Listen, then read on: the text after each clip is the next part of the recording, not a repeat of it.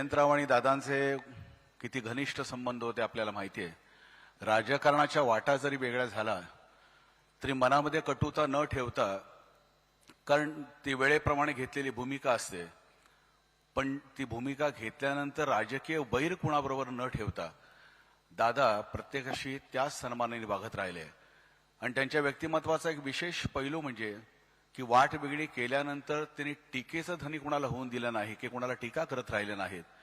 म्हणून जयंतरावांची आणि त्यांची मैत्री अभेद्य होती. आणि त्यानिमित्तानं मी जयंतरावांना विनंती करतो त्यांनी आपल्या सहवेदना व्यक्त कराव्यात.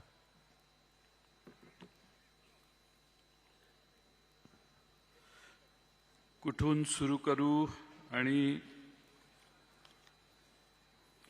कुठं थांबू, एवढ्या अनंत आठवणी तुम्हा आम्हा सर्वांच्या मनात आहेत. हिंदीमध्ये एक गाणं आहे सुप्रसिद्ध, दुश्मन ना करे दोस्त ने वो काम किया है, उम्र भर का गम हमें इनाम दिया है.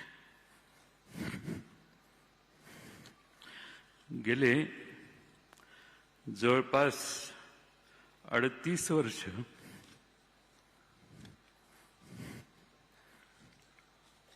आम्ही एकत्रित काम केलं.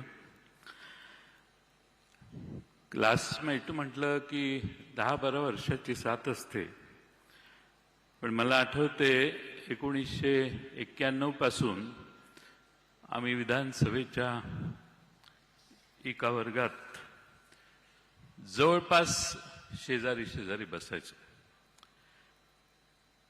1914 पासून तर शेजारी बसण्याचे प्रसंग अनेक आले. अनेक पैलू दादांचे आम्ही सगळ्यांनी जवळून पाहिले. माझ्याकडे तर प्रचंड आठवणी आहेत. खुल्या मनाचा, दिलदार मनाचा आणि विरोध करायचा असेल तर ठामपणाने करणारा नेता म्हणून आम्ही अजितदादांना अनुभवलं. राजकारणामध्ये गोड बोलावं लागतं, सर्वांना सांभाळून घ्यावं लागतं, असं मी त्यांना नेहमी सांगायचो.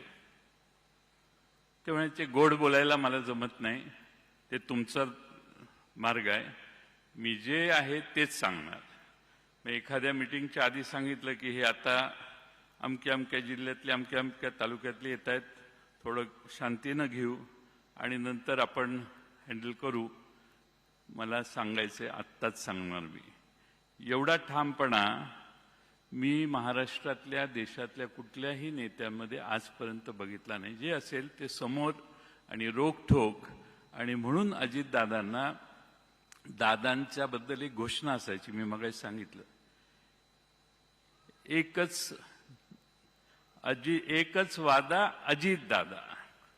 आणि ते खरंच होतं की महाराष्ट्रातल्या सगळीकडे आम्ही जिथं जिथं त्यांच्यावर गेलो जनतेला ही खात्री असायची आणि म्हणून जनताच घोषणा द्यायची, एकच वादा अजितदादा. अनेक आठवणी त्यांच्या मी आपणाला सांगू शकेन, अनेक मान्यवर बोलणार आहेत, पण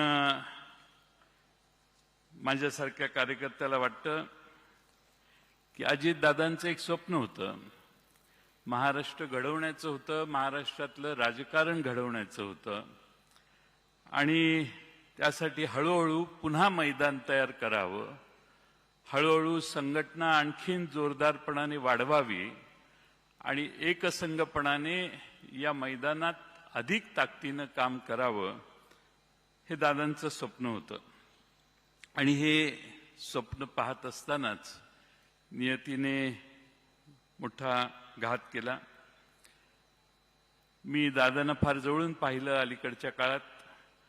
प्रचंड महत्वाकांक्षी आणि कुठल्याही आव्हानाला तोंड देण्याची मानसिकता असणारे दादा मी फार जवळून बघितले.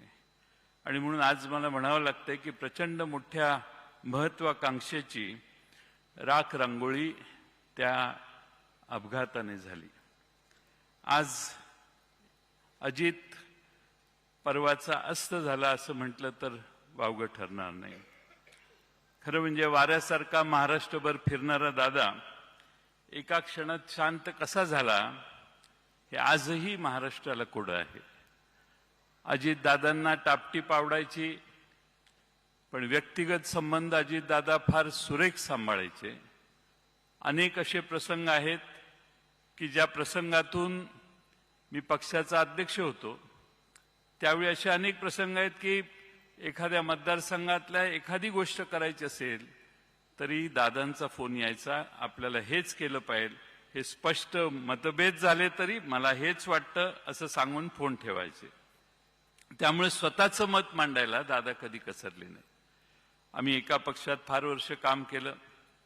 काँग्रेस पक्षातून राष्ट्रवादी पक्षाची स्थापना झाली. आदरणीय शरद पवार साहेबांच्या नेतृत्वाखाली पवार साहेबांचे त्यांच्यावर प्रचंड मोठे संस्कार होते आणि मी फार जवळून बघितलं अलीकडच्या काळात की पवार साहेबांच्यावर त्यांचं प्रचंड प्रेम होतं. आज खरं म्हणजे पवार साहेबांचा, मी तर म्हणेन आजही पवार साहेबांचा हुकमी एक्का अजित पवारच होते. एवढा अजित पवारांच्यावर शरद पवारांचा त्यांच्या कर्तबगारीवर फार मोठा विश्वास होता. आज खरं म्हणजे आपण सगळे दादांना एकत्रित निरोप देण्यासाठी इथं आलोय किंवा श्रद्धांजली वाहण्यासाठी येतोय.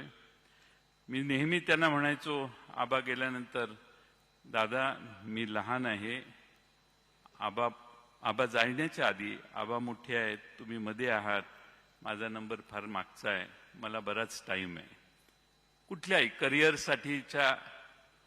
पण असं कधीही मनात आलं नाही की आबा जातील आणि त्यानंतर दादा देखील अचानकपणानं असे जातील. आणि म्हणून दादांना भावपूर्ण श्रद्धांजली मी अर्पण करतो. अनेक उद्योगपती इथं आहेत, त्यांच्यासाठी सांगतो, many industrialists are sitting here. I would like to tell them, this man used to wake up at 5 o'clock. 6 o'clock he used to start his work. 6:15, 6:20 he used to be seen on the streets of Baramati or in any meeting where he used to call people and start meeting. माणसं 10 वाजता दिवस सुरू करतात, 12 वाजता दिवस सुरू करतात.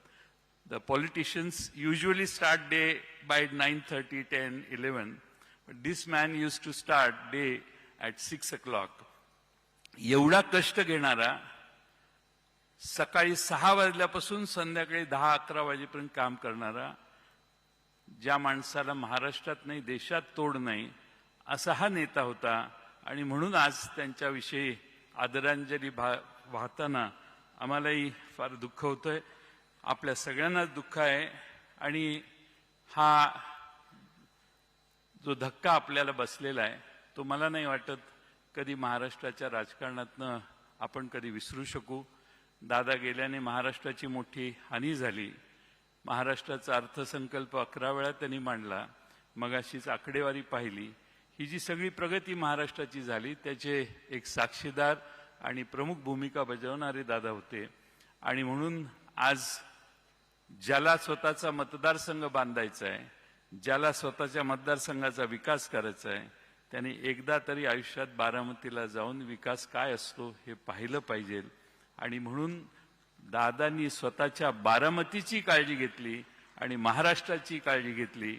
असा नेता पुन्हा होणे नाही. आणि म्हणून जाताना मी एवढेच म्हणतो, चिट्ठी ना कोई संदेश, जाने वो कौन सा देश. चिट्ठी ना कोई संदेश, जाने वो कौन सा देश, जहां तुम चले गए. एक आह भरी होगी, एक आह भरी होगी, हमने ना सुनी होगी, जाते जाते तुमने आवाज तो दी होती. धन्यवाद.